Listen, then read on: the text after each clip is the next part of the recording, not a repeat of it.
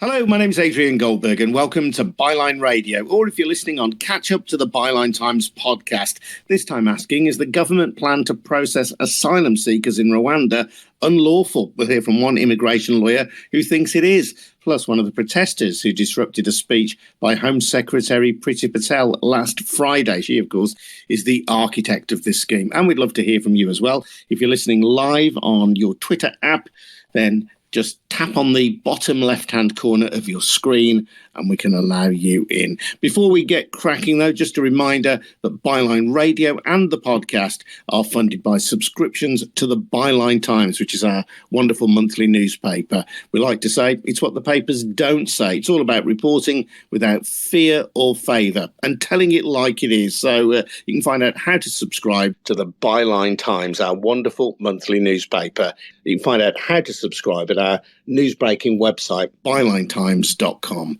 That's bylinetimes.com. And your subscription to the newspaper not only pays for the paper and the website, it pays for this podcast and for Byline Radio as well. So an investment well worth making, and Byline TV too, lest we forget that. So I'm joined by Holly Hudson from Green Deal Rising and Jan Doerfel. Jan is an immigration lawyer.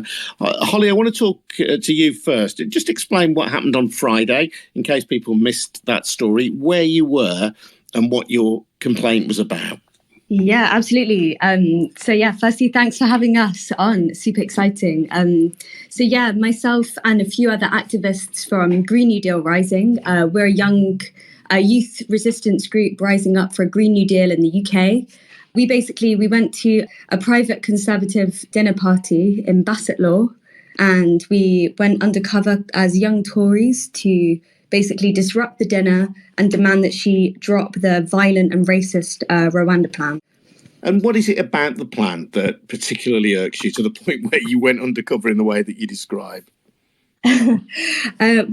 Ultimately for us as young people, we want to live in a society that cares and respects people wherever they come from. And we believe that people, whoever we are, we all deserve safety. But Priti Patel's Rwanda plans are violent, they are inhumane, and they're racist. They've already been condemned across society by human rights groups, by charities, by immigration lawyers as well. So that's why we disrupted her, to say that we stand with refugees, with people seeking asylum, and demand that she drops the proposal. Jan, welcome to you as well. Just talk me through, Jan, why, as a barrister who deals with immigration on a daily basis as your job, why you think this plan is unlawful. Yes, first of all, I'd like to really thank Green New Deal Rising. I watched the footage and I was just so encouraged by that, because I think in addition to the legalities, it's so absurd. It's literally unspeakable. Yeah, there are many reasons why I think it's unlawful. I think in many individual cases it would be unlawful because these are very severely traumatized individuals who are coming here, and any plans to put them away on another plane to another country to deal with their asylum applications is absurd and will put them under more and more strain and stress. But the fact is that the deal will not deliver what they're claiming to, and I think other countries have shown that. Israel, for a while, had a process where they literally forced individuals, supposedly on a voluntary basis, to go to Rwanda. And if all those removed, none of them were given a chance to actually claim asylum in Rwanda. There are all kinds of problems. First of all, how do you choose people who are sent back to Rwanda? The government has indicated partially it will be single men. Then the idea is that it's for people who arrive unlawfully. The fact is that there is no legal route as an asylum seeker. Whilst there are other immigration categories you can apply for, a student, a visitor, etc., there is no such thing. So effectively, we are penalizing all refugees who are here arriving unlawfully, when possibly not the individuals who are here where their situation in their country of origin changes, and as a result of that change, they become refugees whilst here. So they're the refugee surplus. But the great majority of other individuals could be at risk of removal to Rwanda. It's completely against the spirit of the 1951 Refugee Convention, which arose after the Second World War. And the point was that you allow people who are asylum seekers to claim asylum right, also recognized in the Universal Declaration of Human Rights. And then it's really for a government to assess their claim. Now, what the government here wants to do is they want to get out of that duty altogether. So effectively, they want to delegate the duty to the Rwandan state, who, by the way, probably has a lot more refugees. It's a fact that 87% of all refugees are already claiming asylum in the country next to them. So the UK has very little amount in terms of asylum seekers. So it's already not fulfilling the international obligation to have, to share in the burden of asylum seekers. That's what it's called, burden sharing. I think the main point, as the Green New Deal Rising has made clear, is this is a humanitarian duty to start off with. So it's not something that a very rich country can get out of by saying, you know what, we're making a deal with another country and then they process the asylum claims. And it raises other issues apart from the discriminatory selection of who we send back. The fact is that Rwanda has a lot of problems, and especially in the treatment of migrants. Just last year, at the end of last year, the UN Committee on the Protection of the Rights of All Migrant Workers has raised serious issues that range from the fact that refugees and migrant workers there suffer from serious violations and prejudices, that refugees and refugee camps in Rwanda have no access to sufficient health care, and it lacks adequate government support, that refugees in Rwanda have been subject to excessive use of force. In February 2018, Rwandan police shot and killed 11 refugees who were protesting against camp conditions and reduced food rations, and had arrested 15 others. Then child labor is a massive problem when it comes to migrant children. Rwanda has still not activated anti-trafficking laws, so clearly that's a huge concern. Also reflected in the fact that most people who were then sent back from Israel to Rwanda were not allowed to apply for asylum and were subsequently trafficked at huge risks to their lives back to a European country where their asylum claim was then positively determined. So then the problem that migrants in Rwanda won't have access to judicial redress and need to lodge a sum of money before their case can be heard. So whilst in the UK, for example, in 2021, 72% of all asylum claims were granted. And then of those that appealed, 49% won their appeal. So these are very huge, they're big figures showing that people who come here are refugees at risk of persecution and human rights violations. And they have a right to go to appeal if their claim fails. And as you can see, many succeed. Whereas in Rwanda, the question is, where are people going to have access to legal representation? How are they going to have their claims heard if their claims are accepted in the first place? It's a plan so beset by problems that it's unfathomable that this government has even considered it and negotiated apparently for months, clearly having started shortly after the very adverse report by the UN Committee on the Protection of Rights of All Migrant Workers. So it's hugely worrying. Well, let's bring in Holly here. I mean, Holly, there's a difficult real-world situation to deal with here, isn't there? Last November, 27 migrants died crossing the channel in a small boat. And the UK government would argue that it's trying to break the grip of the people smugglers, the people who profit from this deadly trade in cross-channel traffic. And Priti Patel, writing in the Times, said that this is an innovative answer. She said that no humanitarian nation could allow the suffering of people dying in boats across the channel to continue, nor the people smuggling and the people smugglers who profit from that trade. And it's an issue which doesn't appear to have a straightforward solution, is it? I actually think the solution, and I think we as Green New Deal Rising as well, actually think that the solution is fairly straightforward.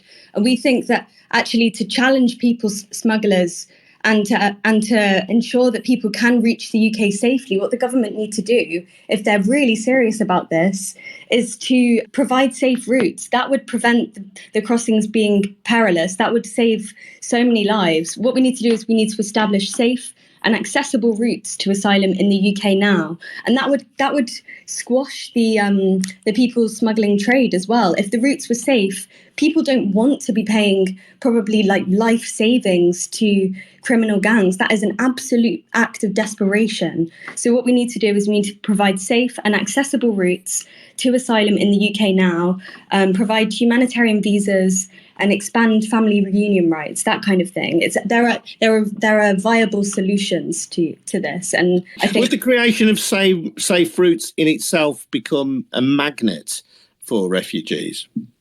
Well, the thing is, it's about the UK taking historical responsibility for our role in creating the multiple crises that force people to move in the first place. So irrespective of whether people are economic migrants, whether they're migrants because of climate catastrophe, because of poverty, whatever the reason, I feel the UK has a historical responsibility to provide safe refuge. If people are only going to leave if they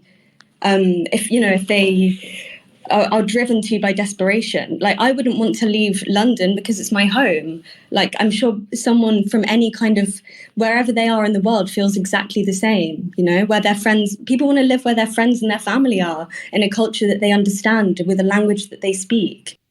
Jan, what happens to migrants through this process if in Rwanda they are deemed to be worthy of refugee status? They're granted asylum. Do they then get the right to come and live in the UK, or would they be then living in Rwanda? Well, apparently, and that's I had to take a double take seeing that. The idea is then that they can build a life in Rwanda, which clearly is made very obviously clear by the UNHCR and other UN bodies, is not really possible, because there aren't that many economic opportunities in Rwanda. So, in fact, if I may just add to what Holly said, I think it's absolutely right that there should be a legal route. I mean, there are visa applications you can make for other categories that are being assessed. And in my views, there should be one that's assessed while someone is still in their country of origin. It's perfectly possible, and that would absolutely pull the rug away from the people traffickers that are being paid numerous times the sum that would otherwise have to be paid for legal passage. And Switzerland, for a while, did operate such a system that you could apply for asylum whilst you're still in the country of origin, and that would then be assessed by the embassy, or here you could have the UKVI decide that. And in a way, the Ukrainian family reunion program, whilst it's apparently not running properly and is too little too late, would be a way to do that. You allow people to register their claim, and that can then be assessed. And then the UK could, rather than lagging behind, could play a role model and try to promote that further. Just as the EU together has decided to have a non-bureaucratic leave to remain period for all Ukrainian refugees that are coming. So I think if the political will is there, so if the political will really was to undercut traffickers, then that would be absolutely the logical way to do it. Because the plan, as proven, is quite the opposite. It just gives more business to traffickers, leading people on from Rwanda back to Europe. People who've already made their way here. So it really is a sort of, it's literally advertising for traffickers. We're going to send people back. And what the people who were sent back from Israel made clear is the moment they arrived back in Rwanda and then had to travel through Sudan, the fact that they came through Israel was then seen as another point of extortion, where people then assumed, because you've come via Israel, you must have money. And the same will happen to people being sent back from the United Kingdom. So in fact, it's completely counterproductive. But of course, I don't think that's the real reason. The real reason is that it's part of the hostile environment. You want to deter people, not because you care about people, but because this government always had a narrative of reducing migration figures.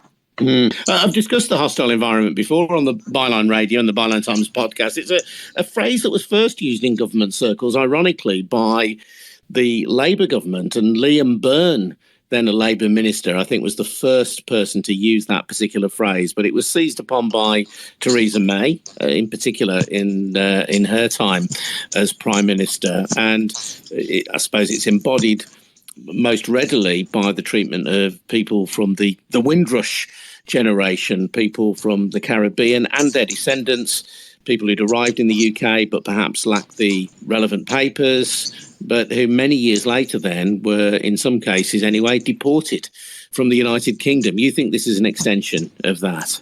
Oh, yes. No, absolutely. I've no doubt. I mean, you can, and that's why I think a normal sort of a reaction to the plan that is purely instinctual is if you were fleeing from a country, is this how you would want to be treated? I mean, there have been estimates that it'll cost the government £2 million per asylum seeker. Now, imagine what one could do with that money. If you really wanted to help people who are traumatized, you could pay therapy, you could give them real opportunities, to be productive, which they want to be. You could enable them to be joined by their families as soon as possible. I mean, these are people literally fleeing persecution. And this is what the figures show. The figures don't show that these people are economic migrants. Interesting point as well. The cost of dealing with and processing asylum seekers and migrant applications is often cited. This is one of the reasons why Britain officially wants to reduce the flow of asylum seekers, particularly those crossing in boats from Europe.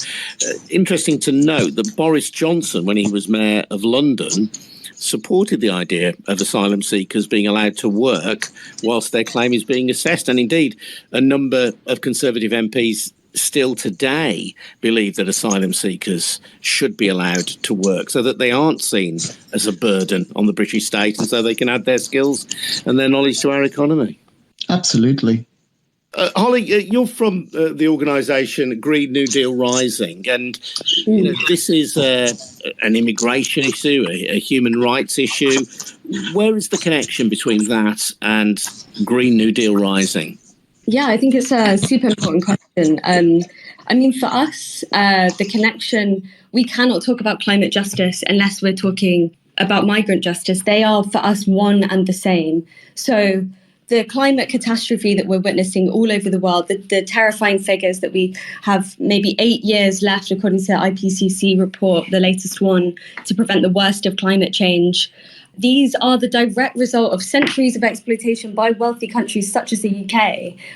So for Green New Deal Rising, we believe that it's the responsibility of our government and other wealthy former colonial nations to provide safety for people who have to bear the brunt of these situations that were not in their making. I mean, I think it's something like the richest 1% in the world cause double the carbon emissions of the poorest 3.1 billion, something like that. So climate justice and migrant justice are inherently linked, and they're going to continue to be as more and more people will be displaced by climate chaos in the next few years. Yeah, I'm just wondering whether electorally that's an easy sell. I mean, there'll be people listening to this, I'm sure, who think that right is on your side in describing that.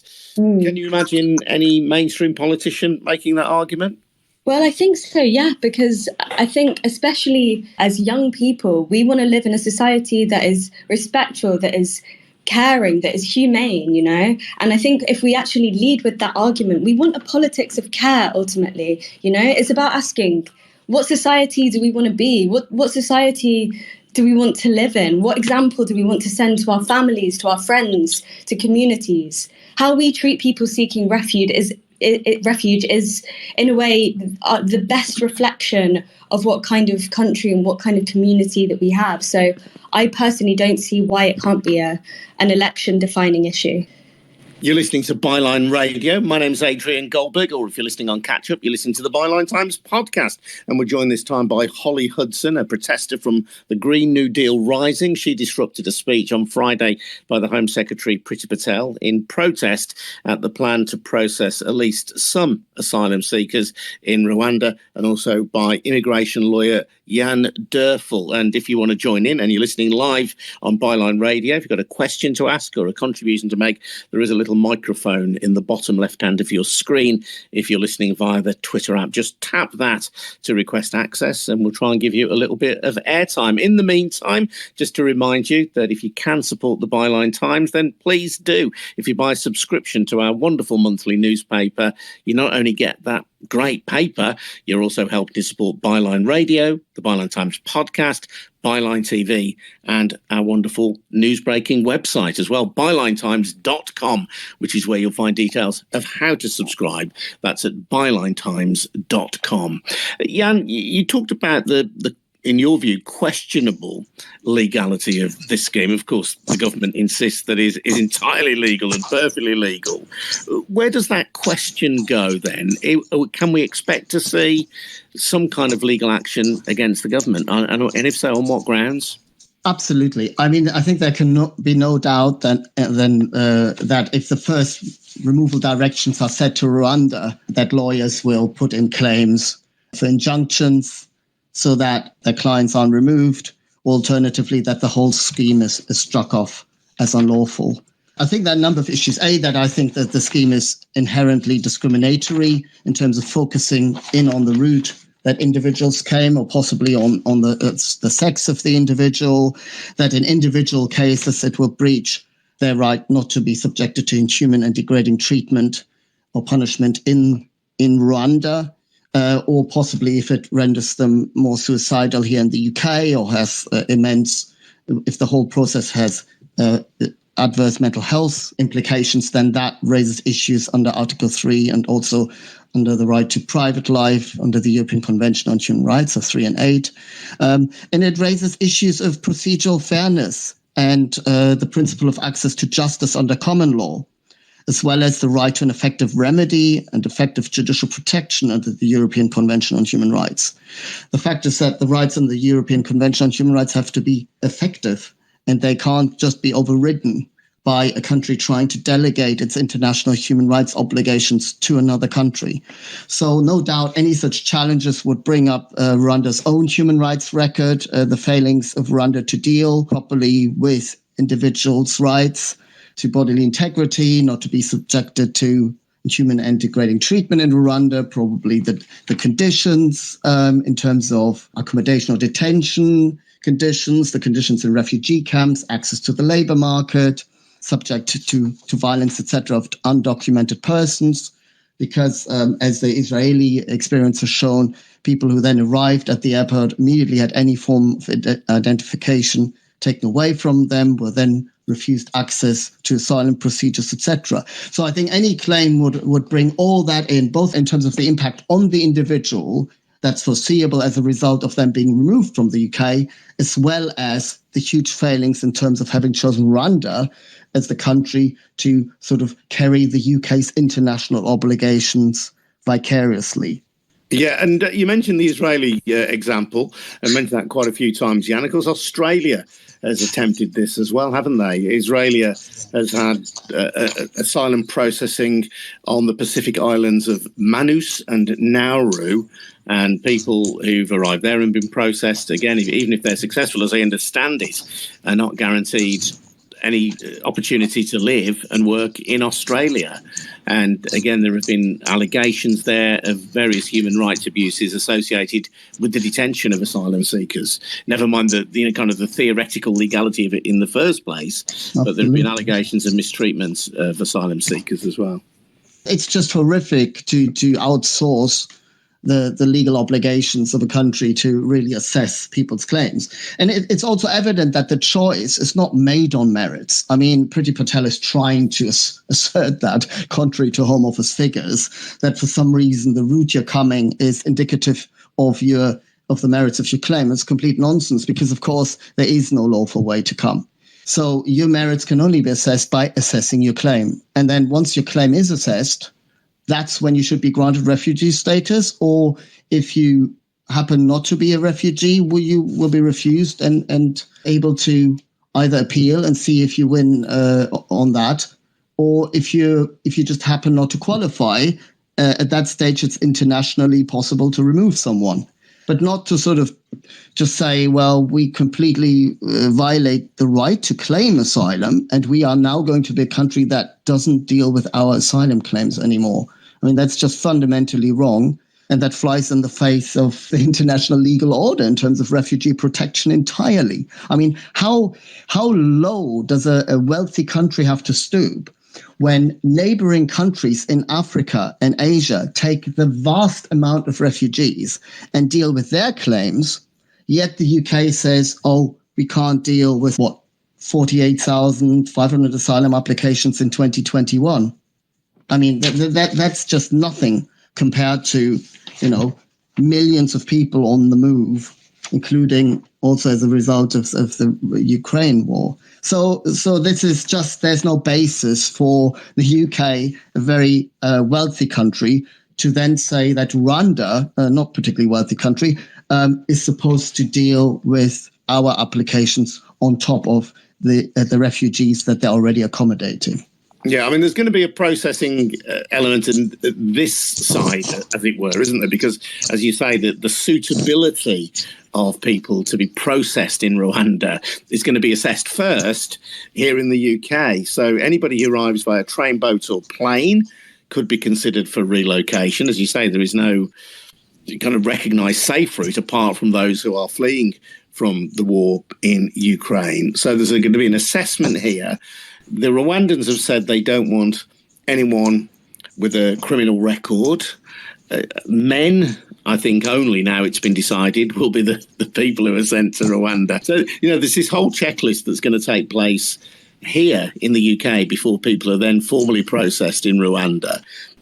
We also have the difficulty, don't we, that there may well be people seeking asylum in the UK who are themselves fleeing persecution in Rwanda. They won't be returned, it should be said, to Rwanda. Indeed.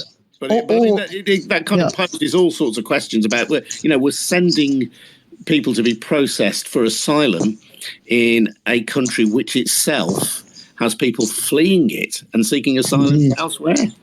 Absolutely. So that already shows. Then you will have refugees from Rwanda being, in a way, advantage to everyone else, if that's how they're choosing it. Or then sometimes the issues arise if you're fleeing from a neighboring country to Rwanda. Sometimes the issues arise, is there a risk of onward removal?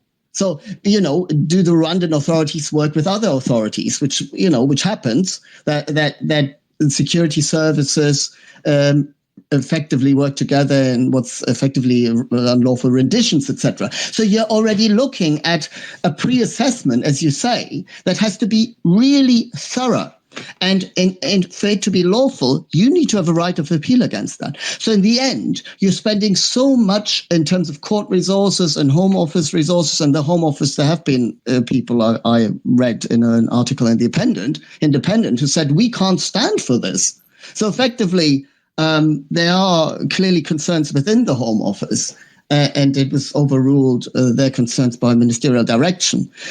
So you're already looking at really creating a system which is not going to be cost effective. You might as well just continue assessing what you do now, which is whether someone's asylum claim is justified, as opposed to assessing the pre-questions about, what's your life, what are the risks of removal to Rwanda. And then in terms of, you have a right to private life, you have a right to bodily integrity, a right to family life, etc., and so forth.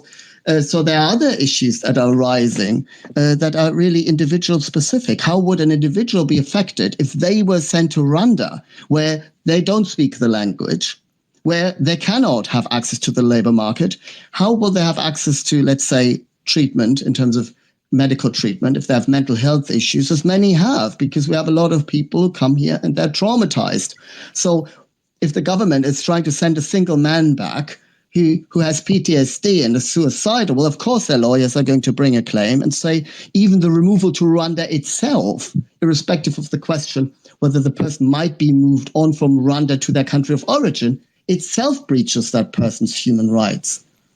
Well, just as a fairness point, I'm going to quote here from the Memorandum of Understanding that the government has published with the Rwandan government, and they say that their aim with this policy is to develop new ways of addressing the irregular migration challenge. They want to counter the business model of human smugglers and protect the most vulnerable, manage flows of asylum seekers and refugees, and promote durable solutions. There's a full statement as well. If you want to go and check it out on the government website, it is worth reading, www.gov.uk/government/memorandum of understanding Rwanda. You'll find it if you put something like that into your search engine, and it is worth reading. Holly, I'm just interested in your moment of disruption as well. I'm just intrigued about the strategy behind it. I mean, it's clearly worked to an extent. You've had publicity elsewhere, but kind of tell me about the thinking behind and indeed the how you achieved this disruption. The thinking behind it was to create a messaging that really, really kind of hit home that this plan is violent, it's illegal, it's inhumane. And we basically just wanted to make that as clear as possible. And the way that we thought we could do that would be taking that message directly to the Home Secretary. So that's exactly what we did. So yeah, it required quite a lot of strategization. But yeah, we just basically really collaborated together to make it work. So basically, this was a dinner, kind of a spring dinner in Bassetlaw, which I think is in Derbyshire Nottinghamshire actually. And you had to pretend to be Conservative Party supporters or members or activists? Yeah, exactly. So we just pretend to be young conservatives, or some of us with slightly more controversial haircuts decided to be young LGBT conservatives. And we just basically schmoozed with some conservatives for about an hour, ate some soup, and then Priti Patel did the speech, and then we disrupted it. So, yeah. And did you have to pay to get in? We did have to pay, yeah. How much? We paid, it was £40 a ticket. Yeah. So it was quite a lot, but I think when you look at how much this plan is going to cost, how many lives it could actually destroy, I think it was definitely worth it. And let's just be clear as well, this was an entirely peaceful disruption. There was, I mean, I've seen footage of it. People are standing up and heckling Priti Patel, but that was the extent of your disruption. There was no threat to life, no suggestion that this was going to escalate into anything physical, as it were. Absolutely not. Green New Deal Rising is an intentionally non-violent movement, and everything we do is non-violent. So we don't want to cause any harm to anybody. We just want our message to be heard. Are you going to be planning more actions like this, do you think?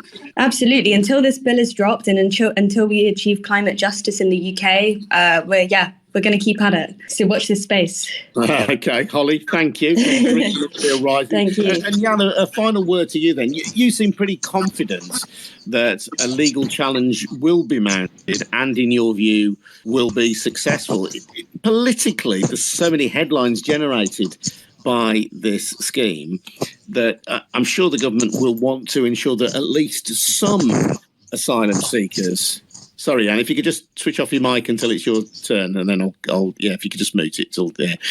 The government's got so much political capital invested in this. There have been so many headlines around this. They will want to ensure that at least some asylum seekers are sent to Rwanda for processing. Do you think it's possible that 0 people will actually be sent to Rwanda in the end under this scheme?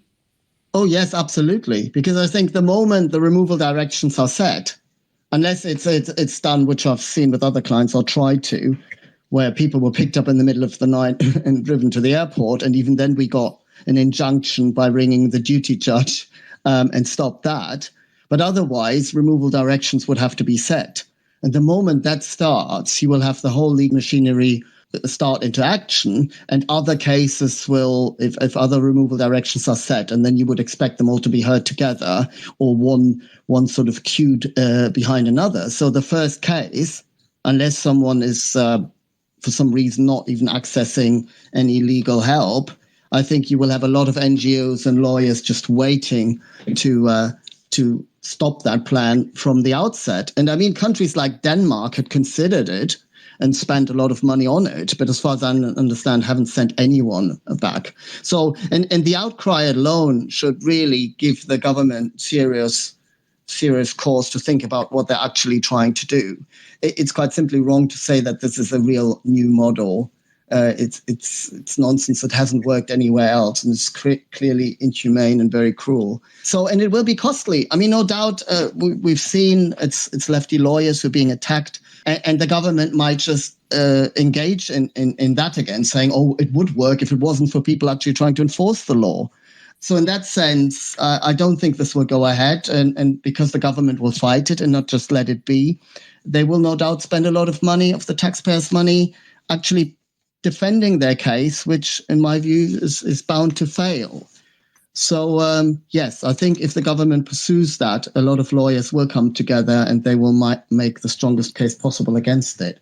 Jan, thank you very much indeed for your time. That's specialist immigration lawyer Jan Doerfel. We've also heard from Holly Hudson from Green New Deal Rising. And as I say, the government's argument is that this is a plan to break the people traffickers in order to make it less attractive to send people to the UK.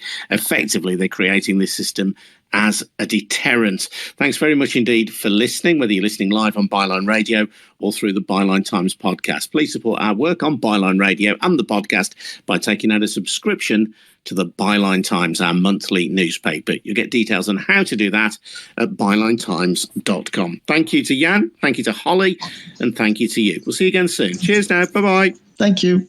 Thanks a lot.